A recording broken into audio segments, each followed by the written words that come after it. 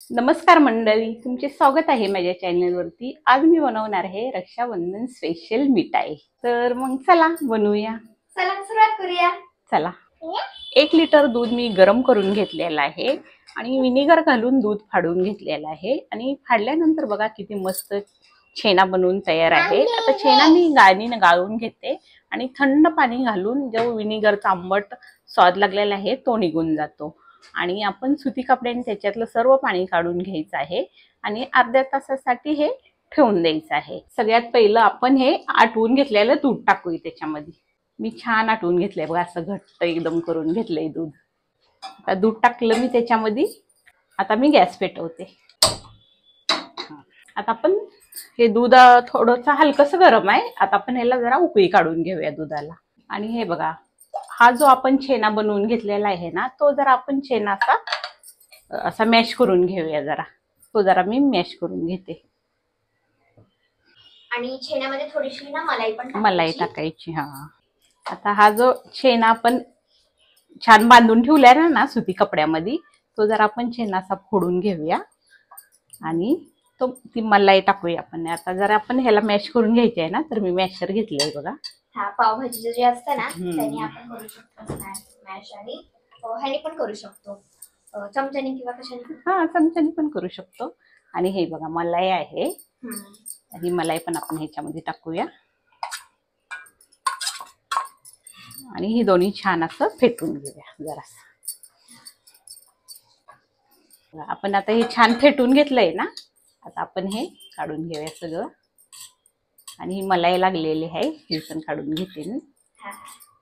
मग छान फेटून घेतलंय मी। आणि असंच पाहिजे आपल्याला, जास्त असं हे नाही करायचं आपल्याला, स्मूथ पण नाही पाहिजे। हा, स्मूथ मस्त वाटतं असंच पाहिजे। हा, आपण बर्फी बनवतोय ना, काय पण बोलू शकतो, बर्फी, कलाकंद, मिठाई कलाकंद पण बोलू शकतो, मिठाई। आता आपण ह्याच्यामध्ये साखर टाकूया बघा। हे बघा, दुधाला छान उकळी आलेले आहे आणि तुम्ही बघू शकता मी अर्धा लिटर दूध घेतलं होतं आणि हे असं करून घेतलंय बघा, एकदम घट्ट आणि क्रीमी एकदम छान करून घेतलंय दूध। आम्ही यूज केलेलं आहे अमूलचं फुल क्रीम मिल्क। तुम्ही साधं पण यूज करू शकता, असं काही नाही, पण जर तुम्ही क्रीम वाले यूज करताल ना चांगलं राहतं। तर आपण हा याच्यामध्ये छेना टाकून घेऊया।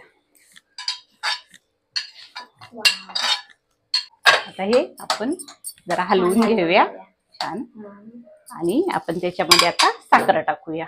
म्हणजे 1 कप घेतली मी साखर, जर कमी पडली तर आपण आणखीन टाकू शकतो त्याच्यात, पण मला वाटतं एवढी पुरेशी होईल। आणि चवीप्रमाणे असते ना। हा, चवीप्रमाणे असते, एवढ्यामध्ये होईल गोड असं मला वाटतंय। आता आपण हे जोपर्यंत साखर विरघळत नाही ना तोपर्यंत आपण हे शिजवून घेऊया।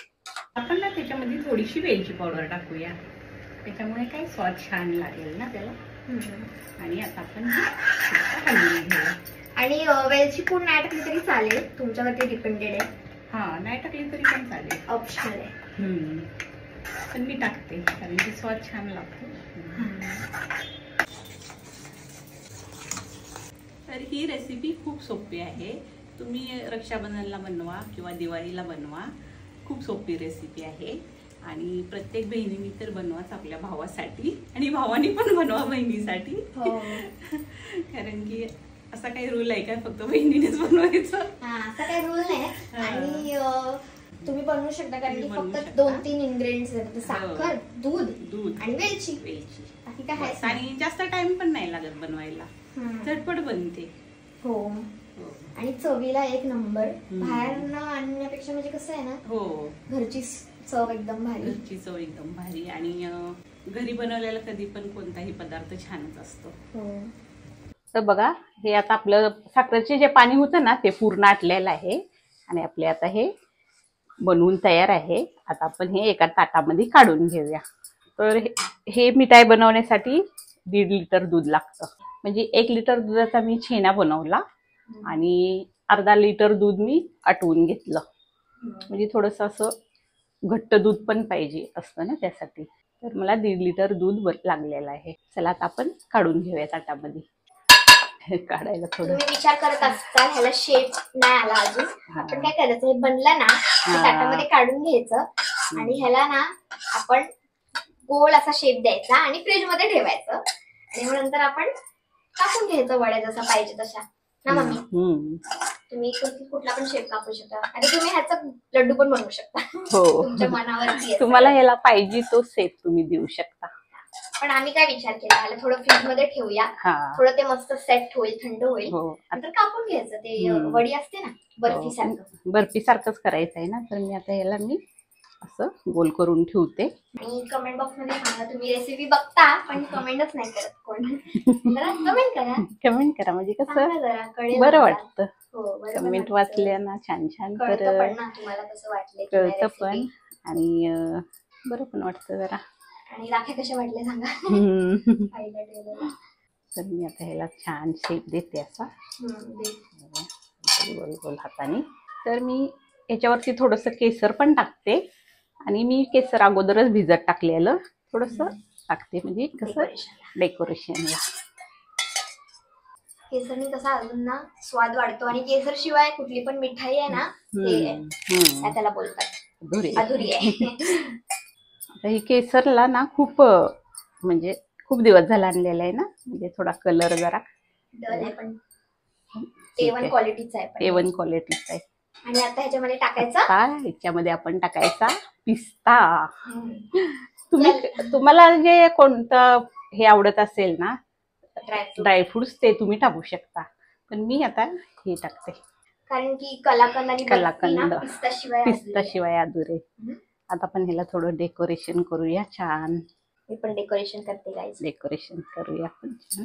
तर बघा फ्रीज मधनं काढलेला आहे आणि आता आता मी याच्या वड्या कापते.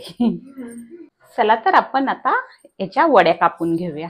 एकदम चांगलं सेट झालेलं आहे. किती छान बनले ना. एक नंबर, एकच नंबर. रक्षाबंधन स्पेशल मिठाई बनवून तयार आहे. आणि तुम्हाला जर रेसिपी आवडली असेल तर चॅनलला लाईक करा, शेअर करा, सबस्क्राईब करा. आणि असंच भेटू आपण पुढच्या रेसिपी सोबत. तोपर्यंत बाय.